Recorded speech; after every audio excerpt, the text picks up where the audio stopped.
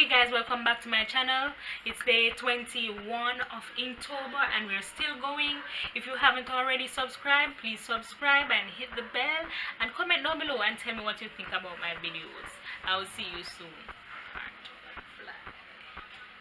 Arts Workfly. So today I'm going to use India ink to paint the betta fish. It is one of my favorite animal. The betta fish is otherwise called the Siamese fighting fish. They can be found in Asia in shallow water of marshes, ponds and slow moving streams. It is said that the betta fish is in danger because they suffer greatly in pet trades. These fishes are special and they need proper care. Some facts about the betta fish are: 1. They are very territorial and aggressive. The sight of their own reflection causes it to flare up. Number 2. They eat insects.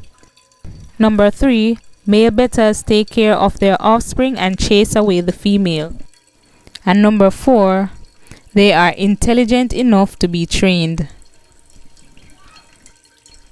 These beautiful creatures can breathe air and survive out of water for a number of hours. Thanks for watching. Be sure to check out my other videos.